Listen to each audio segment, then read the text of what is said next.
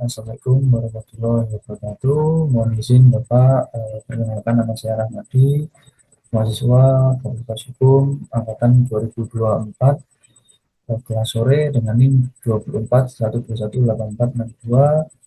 8462. Di sini saya akan mempresentasikan mengenai materi pengertian ilmu negara yang diambil dari buku Ilmu Negara pada halaman 11 hingga 18. Izin Bapak, saya akan mulai mempresentasikan pengertian ilmu negara, yakni ilmu negara mempelajari negara secara umum termasuk asal-usul, bentuk, perkembangan, dan jenis-jenis negara. Kajian ini sering disebut ilmu negara umum yang berfokus pada negara secara luas. Selain itu ada ilmu tata negara yang mempelajari pemerintahan suatu negara secara lebih spesifik mulai dari tingkat pusat hingga daerah.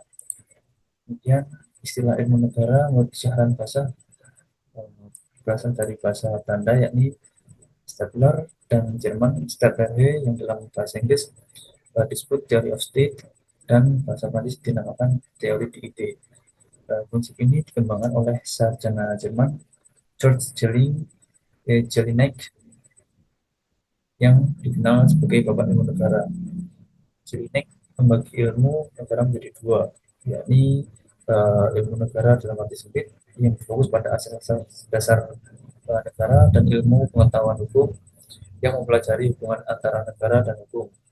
Selain itu, negara juga menjadi uji kajian dalam ilmu tata negara dan hukum administrasi negara yang lebih menekankan pada aspek konkret dan aplikatif seperti kondisi, tempat, waktu dalam pemerintahan dan administrasi negara. Nah, kemudian di sini ada bagan.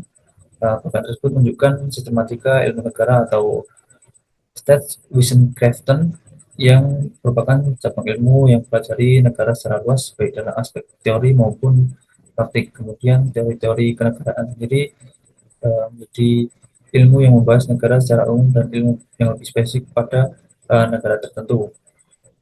Ilmu negara yang praktis lebih menekankan penerapan konsep-konsep dalam realitas pemerintah hukum. Kemudian Algemene Sosialis Tetlerhe dan Algemene Städtrechtslerhe Nikmatul Huda. Di sini ada dua teori dibagi menjadi dua, teori Algemene Sosialis, teori mengenai sifat hakikat negara, teori mengenai pembenaran hukum atau pengalaman negara, teori mengenai terjadinya hukum negara, teori mengenai tujuan negara, dan teori mengenai pembangunan tipe-tipe negara. Kemudian adapun dalam Algemene Städtrechtslerhe adalah teori mengenai bentuk negara dan bentuk pemerintahannya, teori mengenai kedaulatan, teori mengenai unsur negara, teori mengenai fungsi negara, teori mengenai konstitusi, teori mengenai lembaga perwakilan, teori mengenai alat-alat pelengkap negara, teori mengenai sendi-sendi pemerintahan, teori mengenai kerjasama antar negara. Kemudian dua cabang utama ilmu negara menurut Kernberg. Yang pertama ilmu negara umum, mempelajari negara secara umum termasuk sifat-sifat dasar dan karakteristik universal dari suatu negara tanpa terikat pada sistem hukum negara tertentu. Kemudian ilmu negara positif meneliti sistem hukum negara tertentu seperti negara Belanda, Inggris, Prancis, atau Amerika.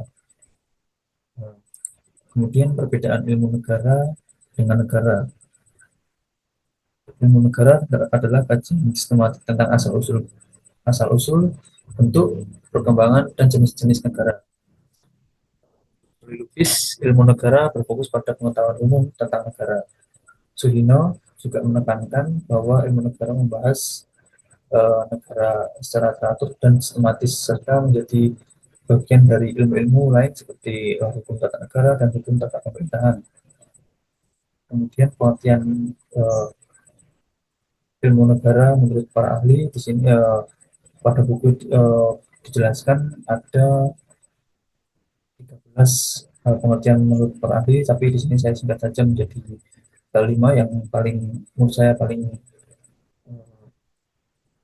relate. Yang pertama, Plato, negara adalah suatu tubuh yang senantiasa maju, berevolusi, terdiri telah berkediaman yang tertentu. Maksudnya adalah negara yang sudah maju dan sudah tetap di situ seperti itu. Kemudian George Jelinek, negara ialah organisasi kekuasaan dari sekelompok manusia yang telah berkediaman tertentu sudah menetap di suatu wilayah. Maksudnya seperti itu. Yang ketiga, Framework adalah suatu organisasi yang timbul karena kehendak dari suatu golongan atau fungsinya sendiri. Kemudian, Cici Rusiau, negara adalah perserikatan dari rakyat bersama-sama yang melindungi dan mempertahankan hak masing-masing diri dan uh, benda anggota yang tetap hidup dengan bebas merdeka.